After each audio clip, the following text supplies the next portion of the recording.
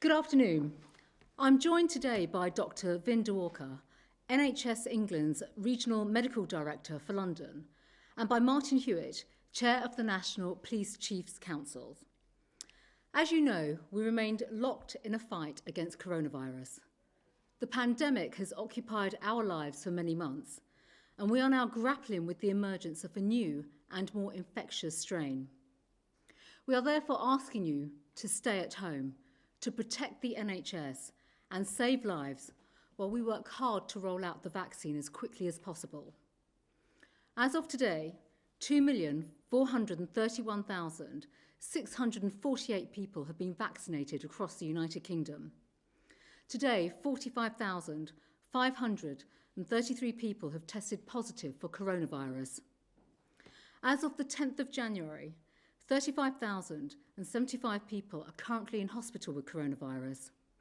That is an increase of 22% from this time last week. And sadly, of those who have tested positive for coronavirus across all settings, 83,203 people have died. 1,243 fatalities were reported yesterday. My thoughts and prayers are with the families of those who have lost their loved ones to coronavirus. These numbers are horrifying, and they underline why it is absolutely critical that everyone plays their part and follows the rules. We know that most of the public are doing exactly that. They are doing the right thing and they are staying at home. And I want to say thank you to the millions of people who are putting our country's collective health first. To everyone who has put off seeing their parents, grandparents, their loved ones, their vulnerable loved ones, thank you. You have helped to stop the spread of the virus and save lives. Our ability to get through the coming weeks and months depends on each and every one of us contributing to what is truly a national effort. But a minority of people are putting the health of the nation at risk by not following the rules. That is why the Secretary of State for Local Government has today talked to councils about the role that they have to play in enforcing the rules and in saving lives. And our police officers are now moving more quickly to issuing the fines where people are clearly breaching coronavirus regulations. Nearly 45,000 fixed penalty notices have been issued across the United Kingdom. So my message today to anyone refusing to do the right thing is simple. If you do not play your part, our selfless police officers who are out there risking their own lives every day to keep us safe, they will enforce the regulations. And I will back them to do so, to protect our NHS and to save lives. Our police officers are not immune from the virus. Far too often they are having to risk their own lives and their own health by coming into close contact with people, including those who deny the very existence of coronavirus, to keep us all safe. The police and fire service staff throughout this pandemic have been on the front line, helping their local communities. They are the very best of us all, and I know that the public share my gratitude for their incredible contribution. They're also there to help the most in need, including anyone experienced or at risk of domestic abuse. You can leave your home to escape harm and seek refuge, and anyone who is in immediate danger should always call 999. We are now at a critical stage in our battle against this virus. To protect those that you care about and the capacity of our hospitals to protect us all, please stay at home to protect the NHS and save lives. I'll now hand over to Martin Hewitt, the Chair of the National Police Chief Council. Martin. Thank you, Home Secretary. For the last 10 months, police officers, staff and volunteers across the UK have been out policing their communities. They've been doing their normal role of keeping people safe and fighting crime, but they've also been playing their part in defeating coronavirus by ensuring compliance with the various restrictions that we've all been living with. From the outset, we did this in the way that we always police, working with the public and using common sense and discretion. In most of our daily encounters, it's been enough to engage with people, to explain the rules and to encourage compliance. The majority of the public have worked with us, and I thank them for that. But a stubborn number of people have refused to abide by the regulations, and we have had to use enforcement powers. Up to this point, as the Home Secretary has said, across the whole of the United Kingdom, we've issued almost 45,000 fixed penalty notices, and for that, I make no apology.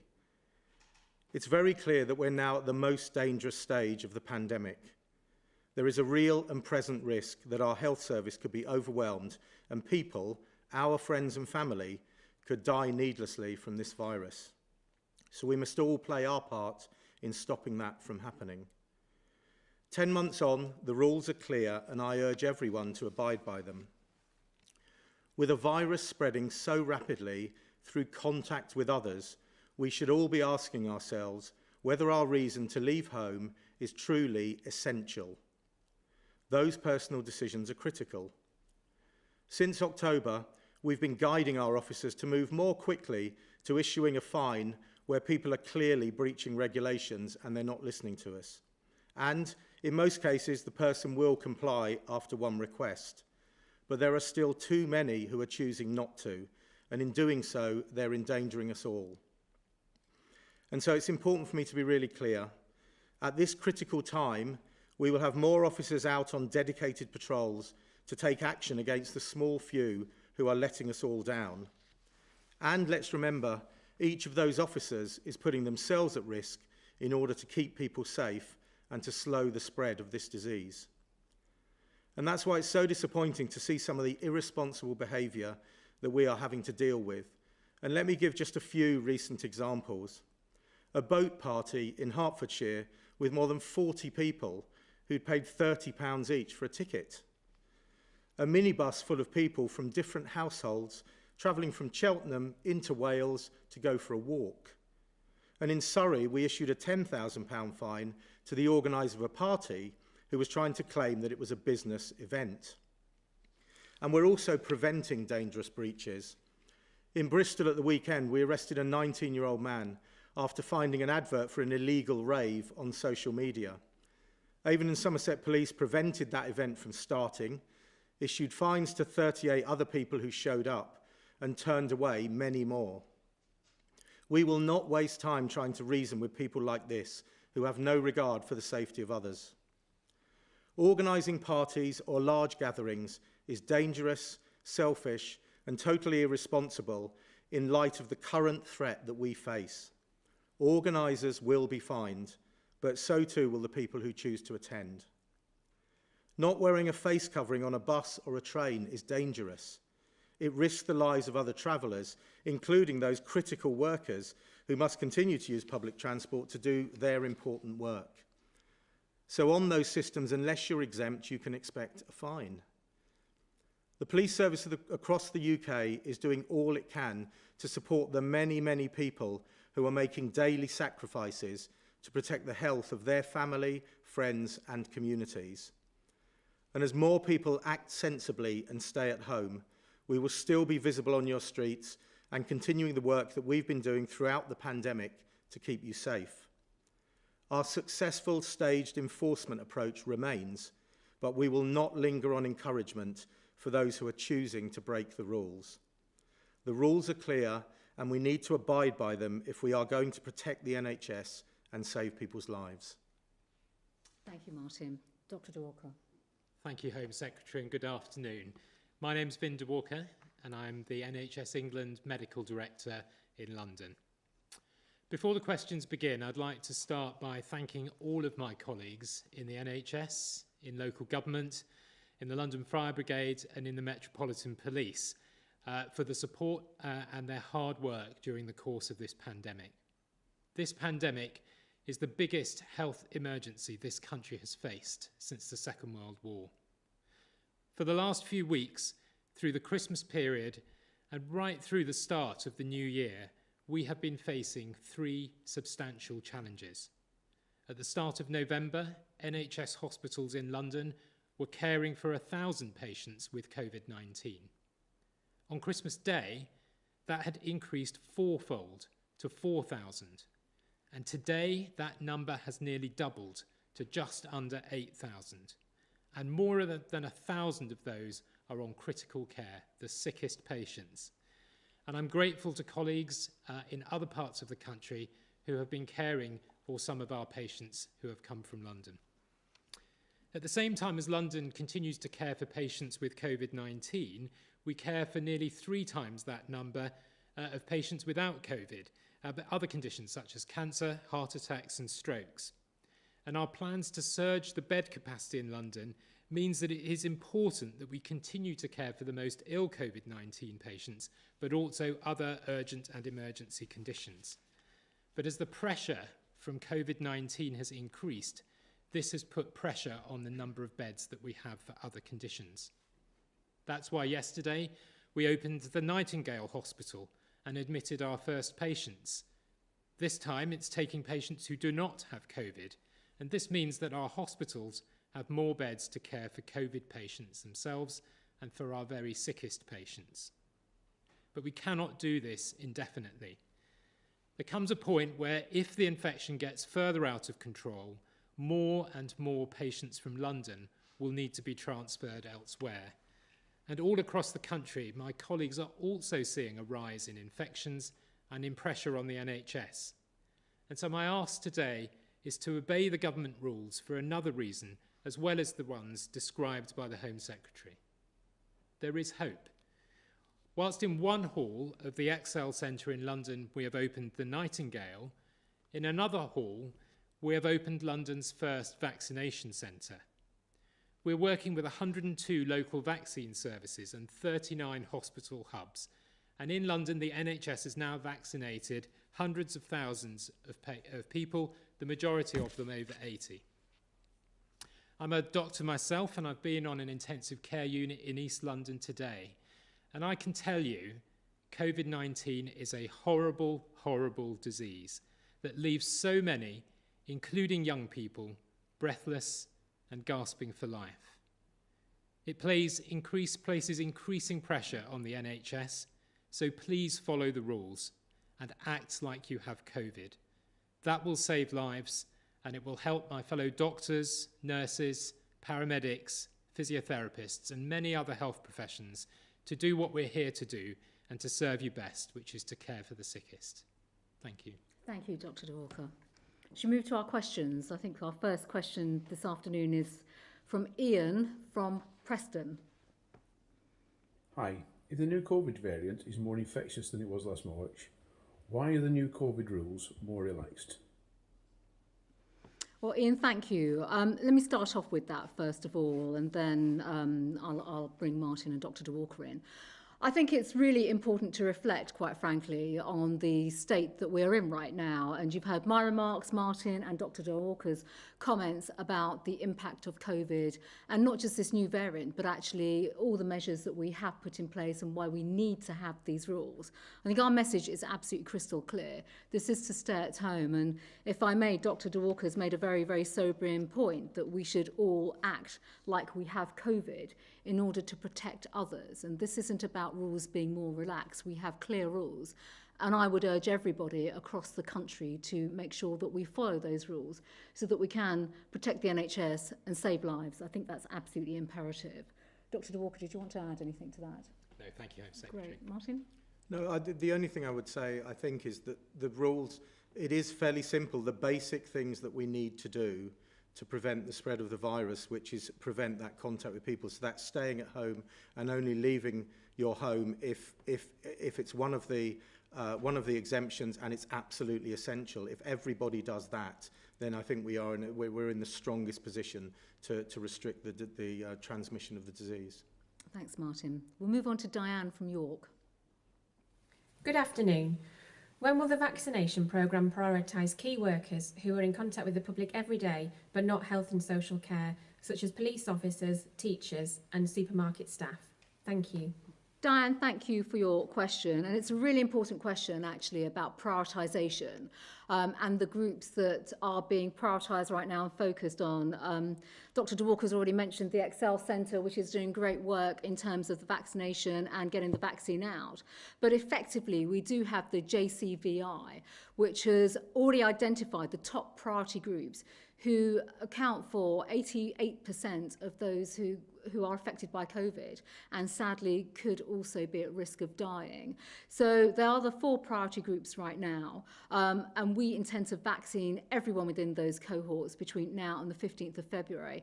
I should also add that the JVCI, and we're all working with them across government to give everybody this assurance, we are looking at those who are on the front line, people such as police officers, teachers and others who naturally are at occupational risk of coming in contact with the virus. You've all heard me speak today, and Martin, about police officers, fire officers. There are many others on the front line, and we are absolutely working to make sure that, of course, we can get the vaccine to them, but that means working with the JCVI as well.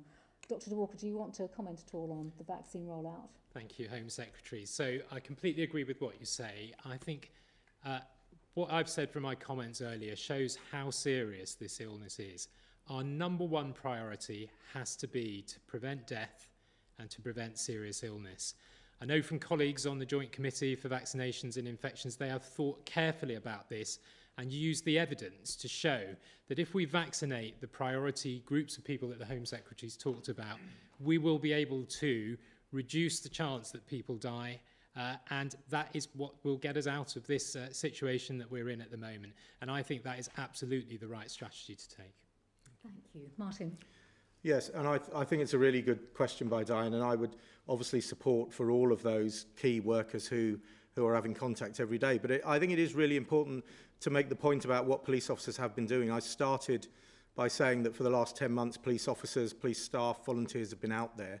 And of course, the nature of policing is that those officers are having daily to deal with people where they have no idea whether they are or are not infected. We've worked really well in terms of providing protective equipment and having good systems in place. But as one of my Chief Constable colleagues described, you can't police at 2 metres distance. We have to do the job to protect people, to deal with the crime that we've been dealing with. So it is really important that as soon as that first phase of the vaccine is over and has been completed, I think a range of key workers, I know that's happening in government, and that is conversations that I and others have personally had with government. But it is a really important point that Diane makes.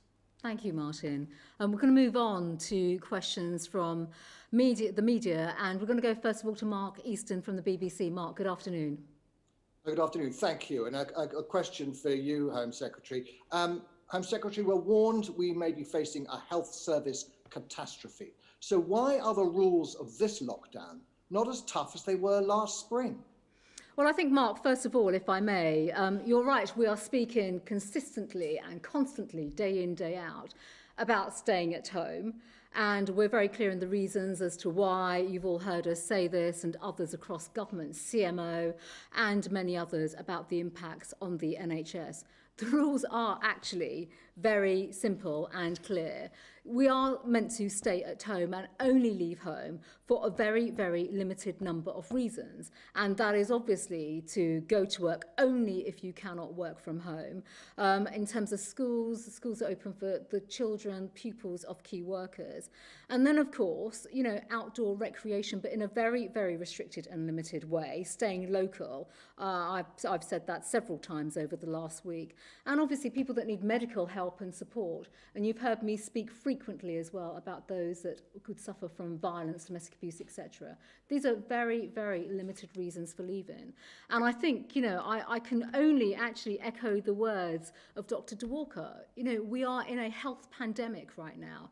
everyone has to be conscientious in their actions and almost act and behave as if we have COVID, therefore restricting all our social contacts. So the rules are clear, and in terms of police enforcement, we've spoken at length, not just today, but previously, Martin and all my brilliant colleagues across policing, as to the type of egregious breaches that we will clamp down on. So the rules are clear. Martin, do you want to add anything to that at all? No, I think it is really just to make that point that the stay at home, the reducing contact, I think that is very clear.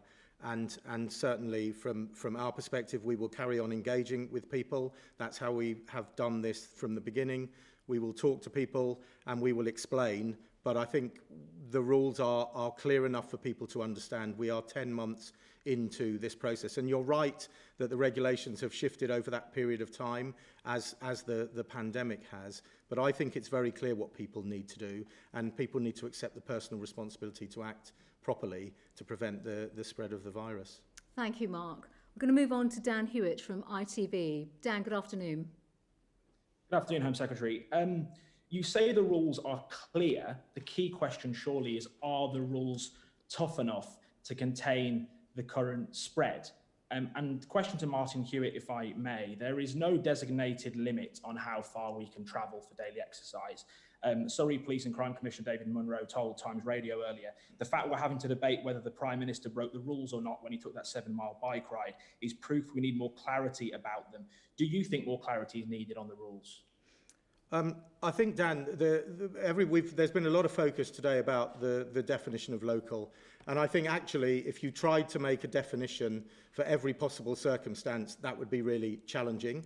And I don't think we're in a position where we want to set a particular distance, because if a police officer stops somebody, how would you prove that a person is within or outside that distance? I think it's simpler than that. There is an exemption, and let's take exercise. There is an exemption that allows you to exercise, and I think that's absolutely right for people's physical and mental health. And I think you have to ask yourself 2 questions. If there is an exemption, the first question is me going out and doing this today essential?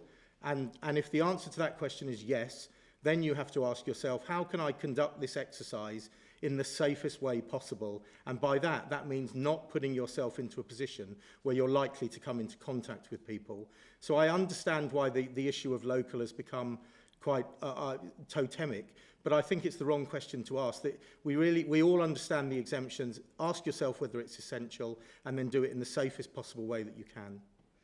Dan, just to add, I absolutely agree with Martin's comments. Look, we are in a pandemic. The British public are absolutely sensible, they're conscientious, they understand the stay-at-home message. And when it comes to staying at home, that also means staying local. And that equally applies to, exercise is important. It's important for people's health and well-being, and that equally applies to exercise. Thank you. On the question, are the rules tough enough? Sorry, you said the rules are clear. Are the rules tough enough to contain the current variant? Well, first of all, the rules are clear. The rules are firm in terms of staying at home. And with that, of course, Dan, I think you've been showing some news bulletins recently of breaches that have been taking place, and you've been out with the police and others. So you'll know the difference between those individuals who have been compliant and those that are breaking the rules. The rules are tough enough. You've already heard 45,000 fixed penalty notices that have been issued, just in the recent time since we've been in this pandemic. So they are tough enough. The message is clear. We urge everybody to continue to follow the rules. The more we follow the rules, the sooner we can drive this awful, atrocious disease down. And the reason why we have these rules are to absolutely try and contain the pandemic and to save lives. So, by sticking with this, and that is the message to everyone again and again, stick with the rules, think about your actions, stay at home, stay local, and minimise your social contact. And of course, we will get on top of this pandemic. And importantly, we'll be able to protect the NHS so that the NHS can continue to look after people that are ill with coronavirus and also roll out the vaccine in the way in which we're now seeing this incredible mass vaccination take place across the NHS. Thanks, Dan. We'll move on to Sam Coates from Sky News. Sam, good afternoon. Good afternoon, Home Secretary. Is there a risk that the government is concentrating too much on the easy targets, people meeting in parks, parties and shops, when the evidence suggests that the real problem is in those workplaces that remain open and on public transport? Have you got the resources and, frankly, the will to enforce social distancing in and around workplaces, or are you unwilling to take on bosses because of the economic impact? And to Martin Hewitt, how proactively are the police making sure that workplaces are COVID secure? And or do you just think that's the job of the health and safety officials in local areas, so that you can concentrate on more of the examples you highlight, like parties and groups travelling in minibuses? Well, let me start off, Sam, first of all. When it comes to the rules, the fact of the matter is our targets and our objectives is to save lives. This isn't about, picking out individual groups or things of that nature. You've heard the government consistently say this, from the CMO to our public health colleagues, Dr. Dworka this afternoon, and many others as well, from the Prime Minister to myself and all my ministerial colleagues. Our objectives is to save lives and to protect the NHS. So when it comes to the enforcement of those rules, it is right that we go after those breaches, and we've seen endless egregious breaches, and I've seen my police officers as well, all our police officers across 43 police forces do heroic work on that. But at the same time, this isn't just for the police. This is obviously about other aspects of government. So my colleagues, you've heard me speak about the Secretary of State for Local Government today, working with local councils. The police don't work in isolation. They work with their counterparts in local governments, local authorities. They've been doing that consistently. We have clear guidance for businesses, clear guidance for supermarkets. And I want to thank the supermarkets today that have announced that they're stepping up their efforts as well to ensure that people are rightly wearing face coverings in supermarkets, and they themselves will be enforcing those rules and regulations. So this is a collective effort. And, we have been speaking clearly about the policing side of things today, but there are so many other aspects of enforcement and compliance that other aspects of the state and government are heavily involved in. Martin. Sam, thank you. So let's be really clear. The primary operating environment for policing in this is in the public space and dealing with those issues that I've described and you've described. The workplace, we obviously have worked really hard to manage all of our own workplaces for every force across the UK and making those COVID secure. And that is ultimately the responsibility of any business or owner in that space. But as the Home Secretary says, what's also happening across the country, every police force is working at a local level with all the other agencies that have responsibilities for making sure that the community is safe, and that will include working with local authorities and all the other authorities that have a role within businesses. But primarily, our space is the public space, and that's the important place for policing to focus its attention. Thanks, Martin. Thank you, Sam. I'll now move on to Gordon Rayner from The Telegraph. Gordon, good afternoon. Good afternoon, Home Secretary. Thank you. A question for Dr. Dworka. When you look at experiences of your colleagues in Europe, where hospitals in France and Italy were able to cope with almost 40,000 patients in November without telling people to stay at home, is there more the NHS could have done to prepare for this winter crisis? And just a question to you, Home Secretary. We know that various discussions are taking place within government about tightening the rules, as a couple of the other people have already asked about today. At what point will you take the decision on whether the rules do need to be tightened? Is it only a matter of time before that happens? And if that's the case, are you just delaying the inevitable by not taking a decision now? Thank you, Gordon. I'll go to Dr. Dworka first. Thank you. Well, over the summer, we, of course, spent a lot of time learning from the first wave of the pandemic, picking out the things that we did that had made a huge difference to the way in which we managed that first part, and also learning about things that we might do differently. One of the things that we did was that we invested in more critical care capacity in the NHS in London. But over the last few weeks, as I said in my opening comments, the pandemic has progressed extremely quickly. And it's thanks to the efforts of my colleagues in the NHS, who've really gone to extraordinary efforts over the last 2 or 3 weeks, that we have opened hundreds of beds, and I mean hundreds of beds, in not just the Nightingale, but in all of our hospitals, to be able to manage that. And it's because we are part of a national health service that we have also been able to work with my colleagues that I'm very grateful to in other parts of the country to make sure that where the NHS in London hasn't had the capacity that we have been able to move patients safely to other hospitals elsewhere in the NHS. And it's by working together in partnership that I think the NHS has been able to manage an extremely challenging and difficult situation. Thank you. Gordon, to your question about tightening the rules, I mean, as you would expect, in government there are endless discussions taking place about, the state of coronavirus, support and capacity within the NHS, and also lockdown measures right now and rules per se. Now, we're not going to speculate on anything. Conversations always, these issues are live within government, and rules and ways of working are always under review. So, we are constantly right now looking at where we are at. Sadly, you've seen the fact that too many people are still succumbing to this dreadful virus. And the fact of the matter is right now, we want people to very much, follow the rules that are in place right now, because by following those rules, that is effectively how we can collectively whack this virus down, get this virus down, free up capacity in the NHS, and obviously do even more when it comes to rolling out the vaccine. So, as I've said, all rules are under review constantly within government, but currently we're focusing very much on the compliance enforcement so that we can absolutely support the NHS and save lives. Thank you. I will now go on to Rajiv Sayal from The Guardian. Rajiv, good afternoon. Good afternoon. This is a question for you, Home Secretary. How do you expect the public to understand what constitutes staying local when Derbyshire Police tried to fine 2 women for driving 5 miles for a walk, and then 2 days later, the Prime Minister travels 7 miles to go on a bike ride? Well, Rajiv, as you will appreciate and understand, that when it comes to our outstanding police officers, they exercise their professional judgment constantly, and they have been, as Martin has said, since day one of this pandemic, through the regulations, through the guidance that comes out through MPCC and through the College of Policing. Now, obviously, in the case of Derbyshire, the local police force reviewed that entire case, they looked at it, and the fine was actually rescinded. But look, I think we have to come back to the current state of play and the situation that we are in right now.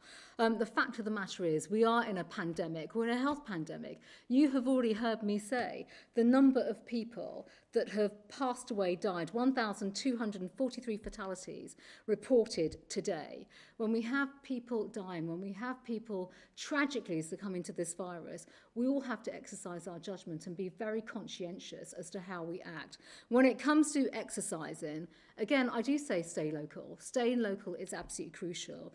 By all means, take your daily exercise, but it's up to all of us in the right way to exercise that judgment as to how we do it, not socialising, making sure that we're acting in the right way, staying away from other people, which is clearly what the Prime Minister did when he was taking his daily exercise. And I think, quite frankly, we all have to ask ourselves, what can we do to keep everyone safe and absolutely reduce our contact with each other? Martin?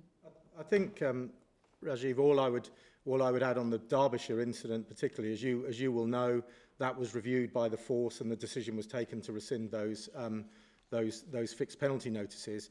And it's an important point because it became a big story, and over the last 10 months, there have been a handful of stories that have become quite iconic. I think the important point to make is from the service point of view, this is unprecedented territory. We are dealing with regulations that are health regulations, highly unusual.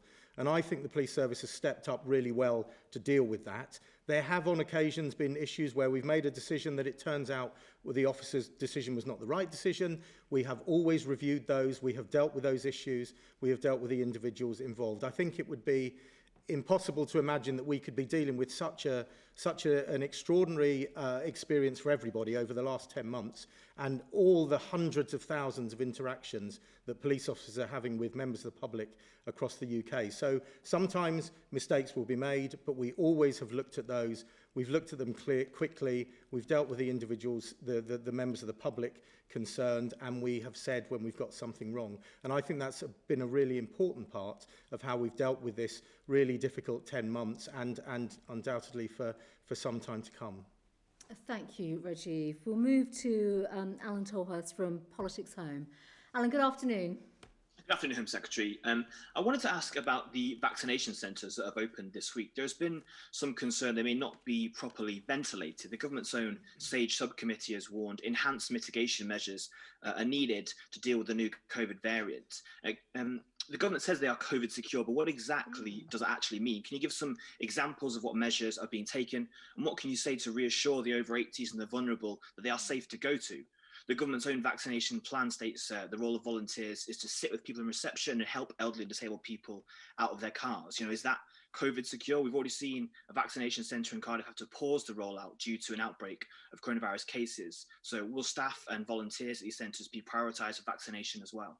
Right, well, thank you for your question. I think, first of all, yesterday the government published its vaccine delivery plan, and you've all heard about the big vaccine centres in particular and the number of people that we're concentrating on in terms of getting the vaccine to. These vaccination sites, you would have seen the pictures, I think many members of the public have as well, have seen how cubicles are spaced out, and obviously we're working with Public Health England and following all the guidance in terms of the safety and protective measures that are required for the staff in those centres, but also for the individuals coming in for the immunisation. So if I can just go to Dr. DeWalker, because obviously we've been speaking about the Excel Centre, which is a good example of how this is all coming together. Yes, thank you. So I visited the XL last week before it opened, and being at a vaccine centre actually just this morning. And I think we have absolutely rigid standards of infection prevention control in all of these vaccine centres. I think NHS staff, for them, they see their colleagues who are working on critical care and in general and acute wards, and they know the pressure that they're working under.